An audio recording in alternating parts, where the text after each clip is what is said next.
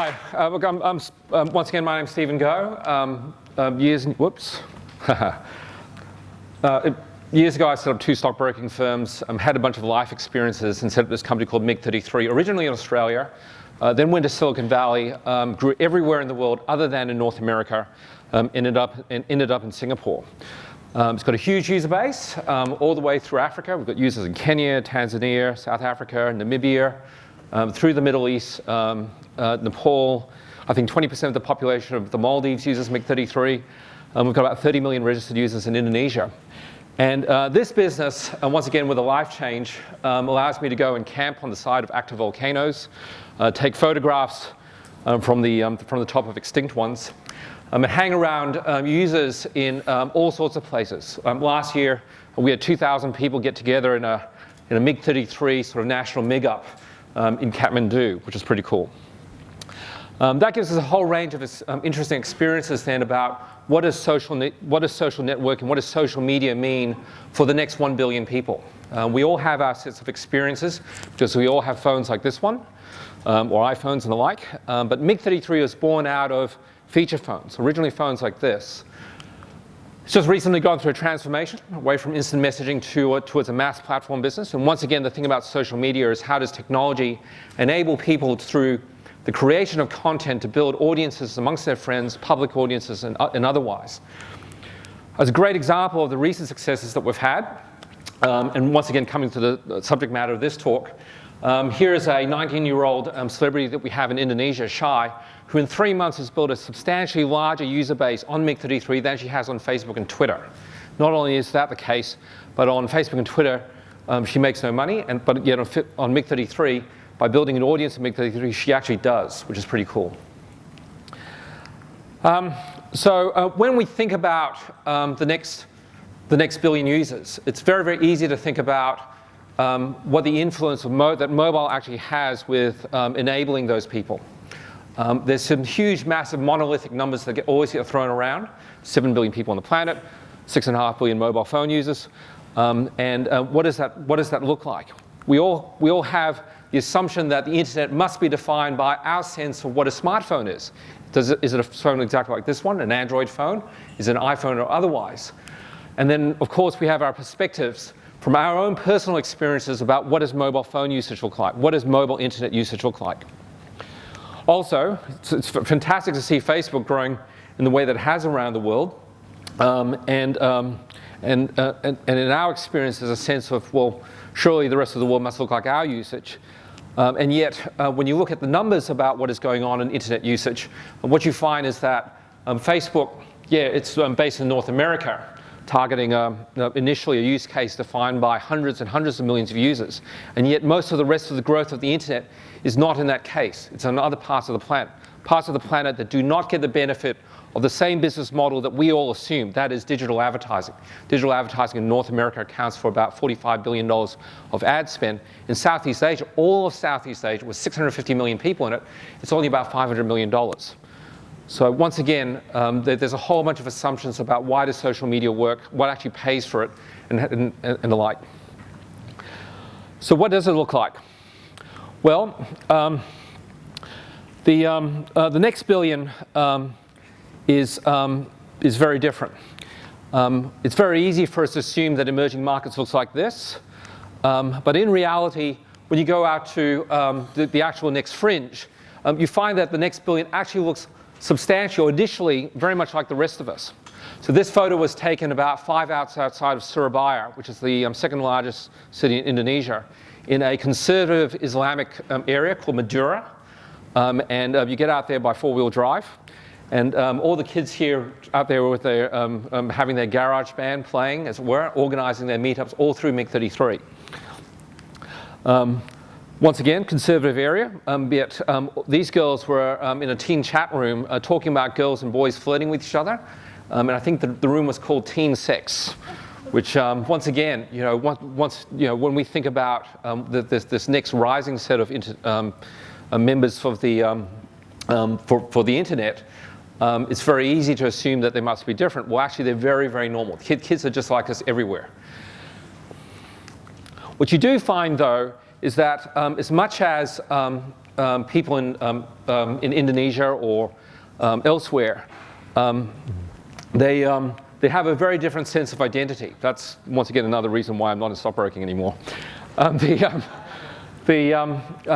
you find is that amidst of everything, all these people who talk about things as well as the way that we would talk about things on the internet, they're all concerned about there's the issue of identity.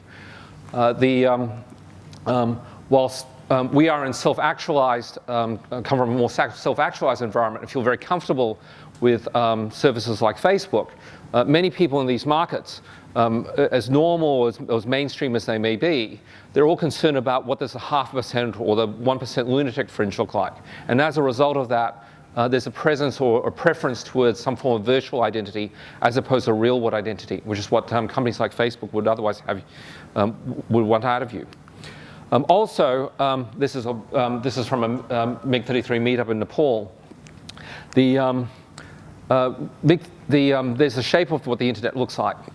So once again, we all think that Android is going to take over the world. And when you look at smartphone usage in most emerging markets, you find that smartphone internet usage is not the same as what we think of smartphone internet usage.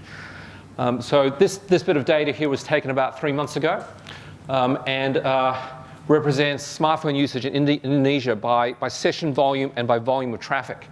And what you find is that as large as Android phones are selling by now, it's going to take 4 years before, given the current rate of the sale of smartphones in Indonesia, for smartphones like current smartphones like Android, iOS, and BlackBerry, for it to be equivalent to feature phone traffic.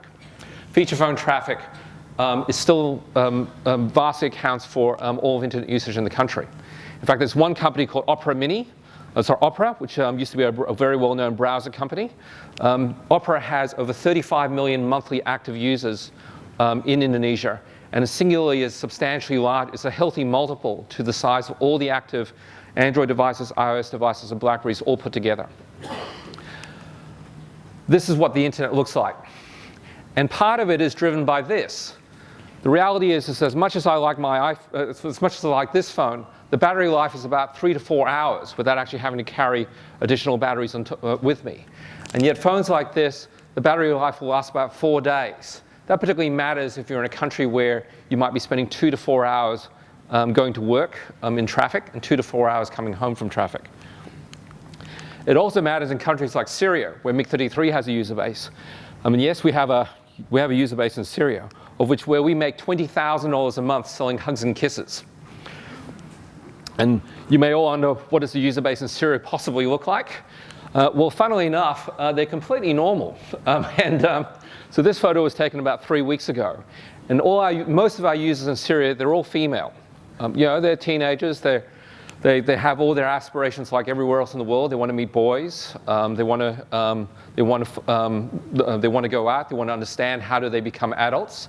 And their only means is, in a place like that, is once again, it's that new device. What is that new device? What does that device give them? Like girls, they want to be appreciated, want to be recognized. And they're just learning to come once again into this. How do they become adults once again in that environment? How do we make $20,000 a month out of Syria? Well, it's completely self-organized. These are we have this thing called our merchant network. So once again, we don't make money, or MiG-33 doesn't monetize through advertising. It makes money through the collection of valuable experiences from the fringe. So in this case here, we have a group of merchants which are based in Nepal, and they run a business model which looks like a combination of Tupperware parties meets social gaming. So what happens is that these guys organize at the fringe through social media. They go out and interact and ultimately meet physically, and that's ultimately where they collect the last mile of cash and ultimately send that to us. So much so that we get kids like this. This fellow here, he's a 14-year-old fellow, and he lives in Kathmandu, and he's currently selling over $2,000 of MiG-33 credits each month. This guy basically makes money by selling hugs and kisses to all his friends in all the schools in Kathmandu. Lastly,